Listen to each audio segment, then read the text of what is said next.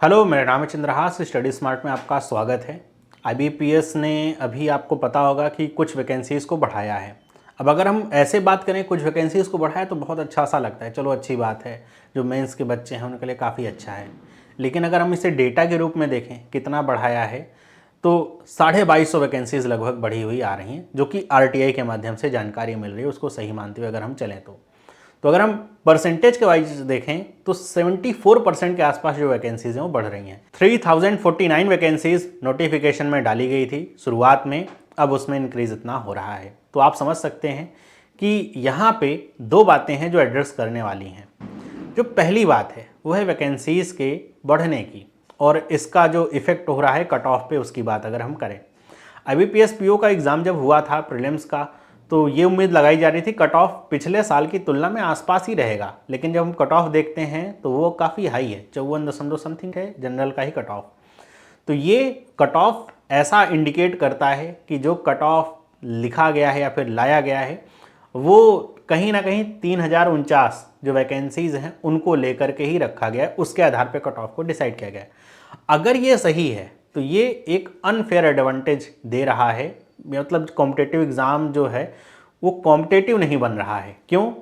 क्योंकि जब आप कट ऑफ 3049 वैकेंसीज़ के आधार पे निकाल रहे हैं और उसके बाद और आपको पता चल रहा है कि जो वैकेंसीज़ हैं वो लगभग 74% बढ़ चुकी हैं, अभी और भी बढ़ने की उम्मीद है, तो ये ऐसा लगता है कि कुछ बच्चों के साथ अच्छा नहीं है। क्योंकि एक एग्ज़ाम जब बच्चा देता है उसमें फेल होता है, फिर एक साल का इंतज़ार करना पड़ता है।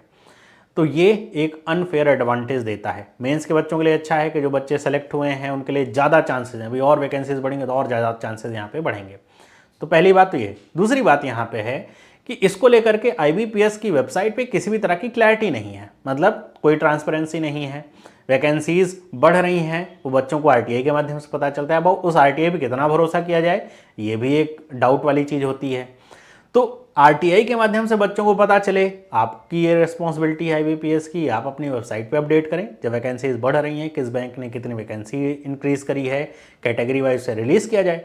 और जो कट ऑफ निकल रहा है वो क्या आपने 3049 वैकेंसी पे निकाला है या फिर बढ़ी हुई वैकेंसी पे निकाला है, इसको भी क्लैरिफाई करना चाहिए। क्योंकि सारी चीज़ें बहुत ही ज़्यादा एक डाउटफुल ऐसा सिनेरियो क्रिएट करती जा रही है। देखिए, पहले का सिनेरियो होता था कि अगर मान लीजिए 10,000 वैकेंसीज हैं, 100 200 500 वैकेंसी बढ़ गई तो इतना इफेक्ट नहीं पड़ता था। भाई 10,000 में 100 200 500 वैकेंसीज बढ़ जाने तो इतना इफेक्ट नहीं है। लेकिन अभी 3049 वैकेंसीज हैं और ये वैकेंसीज 2250 बढ़ जा रही हैं, 2265 के आसपास, अभी और भी बढ़ेंगी तो पूरी लगभग डबल ही वैकेंसी हो जा रही हैं। तो काफ़ी इफेक्ट डालने वाली चीज़ है ये।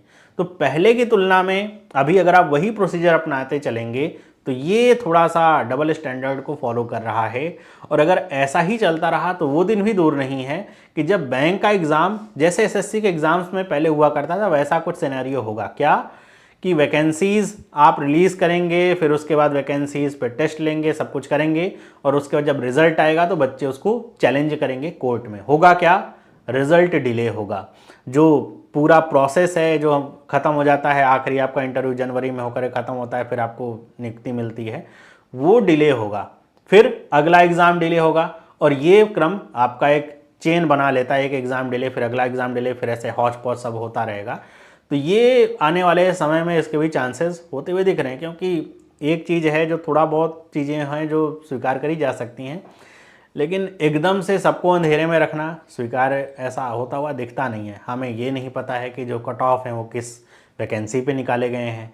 वैकेंसीज़ अगर आपको पता है कि बढ़ने वाली हैं तो एक तो आप ऐसा सिनेरियो लेकर के चलें कि जब वैकेंसीज़ आपकी फुल एंड फाइनल हो तो नोटिफिकेशन निकालें, और एक बफर लेकर के चलें कि आपको पता है कि वैकेंसी इतने बैंकों ने रिपोर्ट नहीं किया है, लगभग इतनी वैकेंसीज़ बढ़ सकती हैं, तो अपने कट ऑफ भी उसी के अनुसार निर्धारित करें ताकि सबको एक कॉम्पिटेटिव चांस मिल सके, एक फेयर एडवांटेज मिल सके कम्पीट करने का, ताकि सबको मौका मिले और साल बर्बाद ना हो बच्चों का।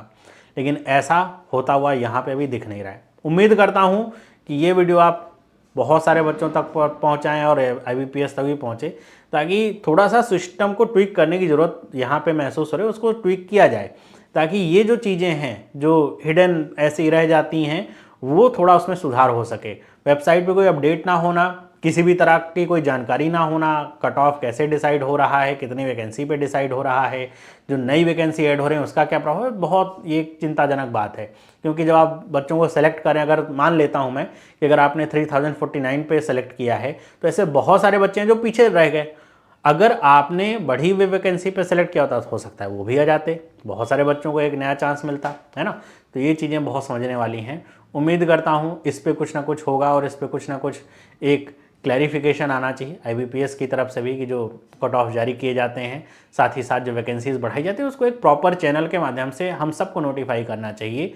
हम किसी तीसरे पे क्यों डिपेंड करें, कोई RTI लगाए तो पता चले वैकेंसी बढ़ी है कि नहीं बढ़ी, उस पर भी फिर डाउट है ये सही है कि नहीं सही है ना। तो ये चीज़ें सुधरनी चाहिए, जिनमें सुधार होने की आवश्यकता है। तो आपके क्या विचार हैं, क्या व्यूज़ हैं, आप मुझे इस वीडियो के नीचे कमेंट करके बताइएगा जरूर। वीडियो अच्छी लगे तो लाइक करें और अपने दोस्तों तक भी शेयर करें। ज़्यादा से ज़्यादा लोगों तक पहुँचेगी तो हो सकता है सुधार की कुछ उम्मीद हम कह सकते हैं या सोच सकते हैं। सभी को मिलता हूँ अगली वीडियो में।